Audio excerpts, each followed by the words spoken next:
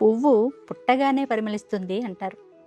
ఆ సామెతకు నిలువెత్తు నిదర్శనం గురువుగారి పుత్రికలైన భవానమ్మ, శివానమ్మ.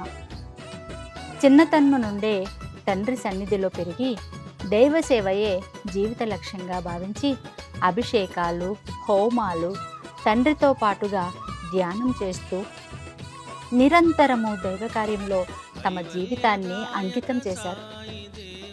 దైవ సేవ తప్ప మరొక ప్రపంచాన్ని వారు ఎరుగరు.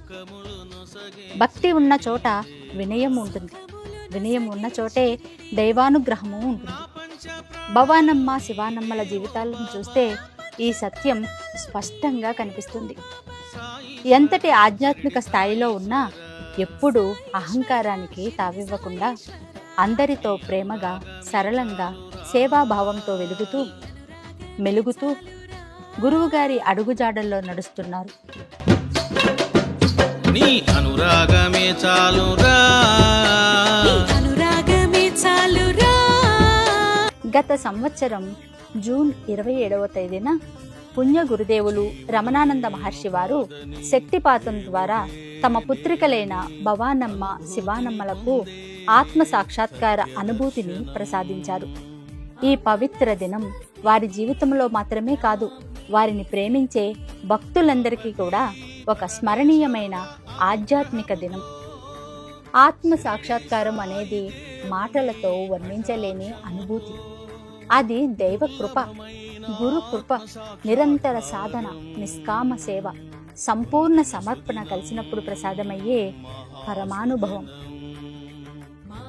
అలాంటి మహోన్నత అనుగ్రహాన్ని పొందిన భవానమ్మ, శివానమ్మలు మరెందరో సాధకులకు స్ఫూర్తిగా నిలవాలని మనస్ఫూర్తిగా కోరుకుంటున్నాను. ఆత్మ సాక్షాత్కార దినోత్సవ సందర్భంగా భవానమ్మ తల్లికి, శివానమ్మ తల్లికి మరోసారి నా హృదయపూర్వక శుభాకాంక్షలు తెలియజేసుకుంటున్నాను.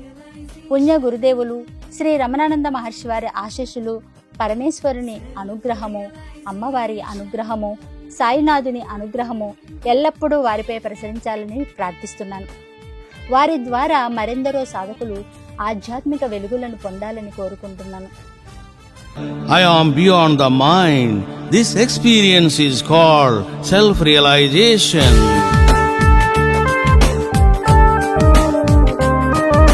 Nirakara darshanam, parabrahma darshanam, atma sakshatkaram.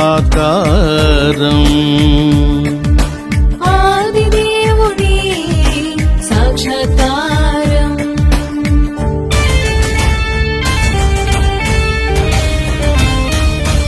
దేహాతీతం, మనోతీతం, కాలాతీతం, విశ్వాతీతం, పరమాత్మ దర్శనం, ఆత్మసా.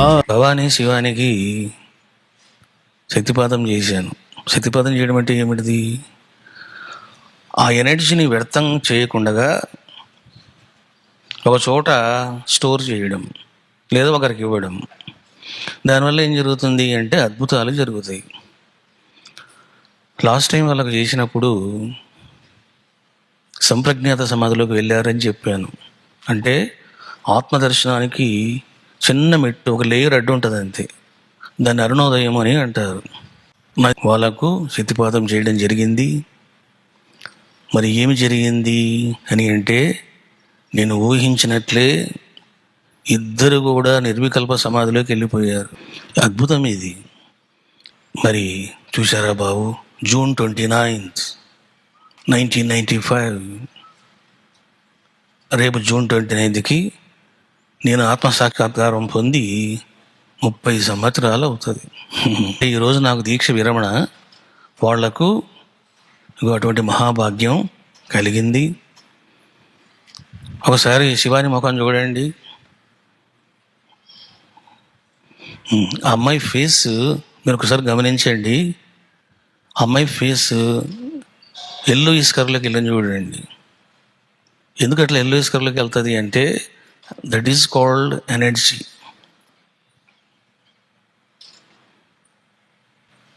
అసలు భవానీ ఫేస్ చూడండి.